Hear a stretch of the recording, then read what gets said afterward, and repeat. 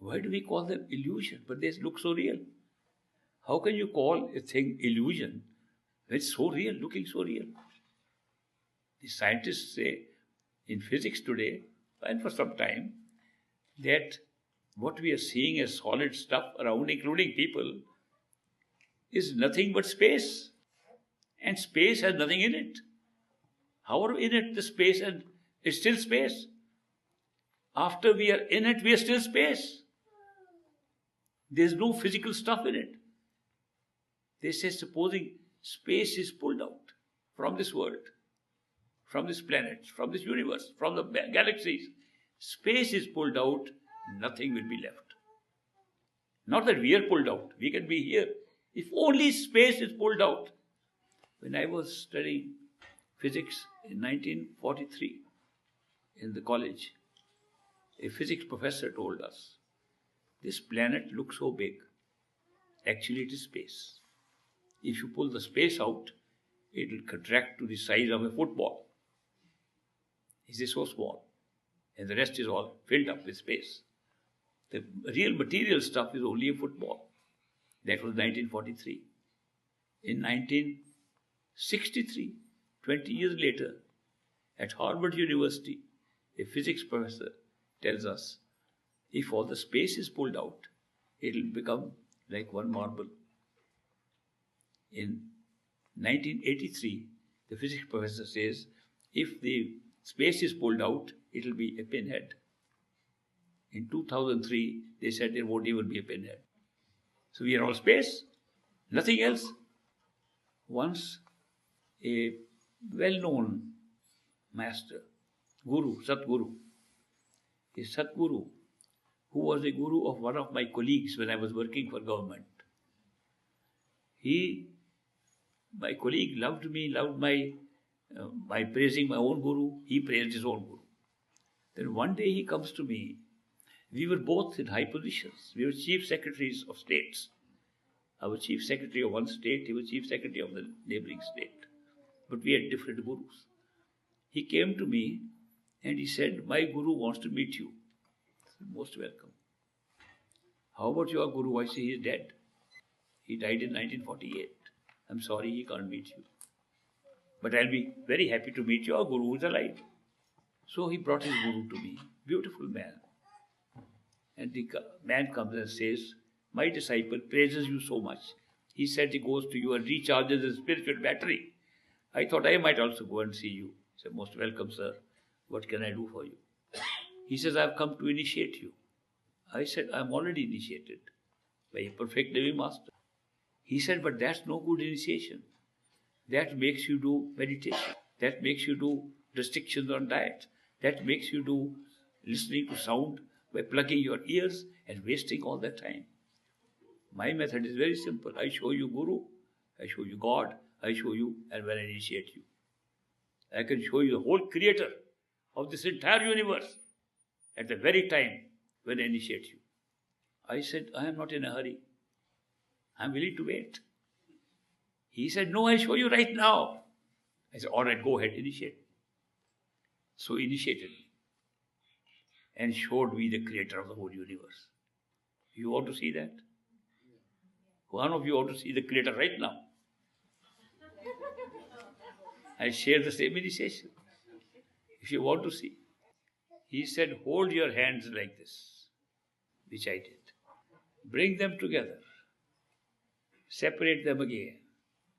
What do you see in the middle of your hands now? All we could see was space. Space is the creator. I was in my heart laughing at that time that this is an initiation to show me God. At night I realized he was telling the truth. He was telling the real truth. Not only verified within our own meditation, verified by physics outside. He showed me the creator of this whole planet. It was all within my hands. It's all over. You can point out anywhere, that's the creator. If space is taken out, nothing is left. Because of this, physics is a big quandary today. How can space create matter? There must be some energies built into it, some kind of frequencies of energy going on that are creating us. But who is operating it? There's nothing here except space. You, like a balloon, you are expanding in space and creating universes and galaxies and people and philosophers and seekers. What is this? So, the new speculation is maybe this is a big game being played by somebody outside this universe on a digital scale with a small computer. They are creating a hologram from a computer and using his consciousness to spread out amongst the created puppets who are all acting with the consciousness of the creator, and they are not going outside the program of his own. And they are, physics speaking, what I'm now saying is not philosophy. They stepped into physics. Physics is saying there may be some guy, intelligent guy, who's got a nice computer and can produce a hologram, and a big one, and in which he can place little objects created out of one simple little twist, a little twist called gravity. A little twist that he can program, whole thing will come up. It's physics saying that there is some intelligence, could be some intelligence. What does meditation do? Deep meditation. Deep meditation does not go out to examine a galaxy or examine our planet.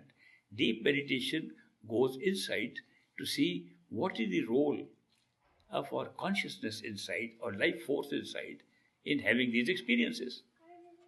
And by going within, we get the experience that what we are calling our real world, calling our real material physical world, is merely something, we don't know what, something our perceptions are showing to us. We open our eyes and we see something and we define it with what we are seeing. We open our ears, we begin to hear. We use 5 senses. And people realize nobody has any access to any reality except through the sense perceptions. Unfortunate that all we are seeing around is with our sense perceptions. Cut the sense perceptions out, the world disappears. What the world is like, we have no idea. We only see what our perception can hold. Then it becomes even more difficult if you go further in meditation. You find in meditation that what you are going to perceive with your eyes open are being prepared inside. What you are going to see outside, people, objects, places, time, space, what you are going to see outside is actually being prepared inside. And then you can look at the preparer, yourself. Nobody else. That we, our own self, are preparing something which we will then observe through perception. Then is the world inside us or outside?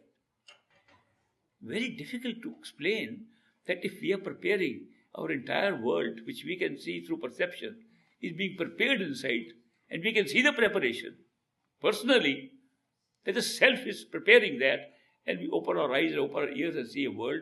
Is it inside or outside? Something is creating it outside. Maybe space. Maybe space is the thing that pulls it and pulls our prepared destiny outside and projects it like it's a real life, real world.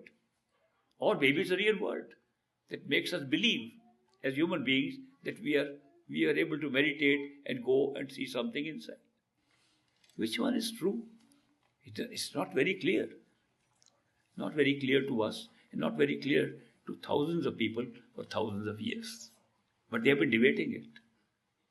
Those who say, no, it's not possible for a human being born within the material world to say he's creating the world.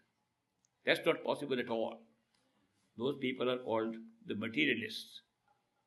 The others are saying the process of knowing you are creating anything, including yourself, is part of what the ideas inside us are creating.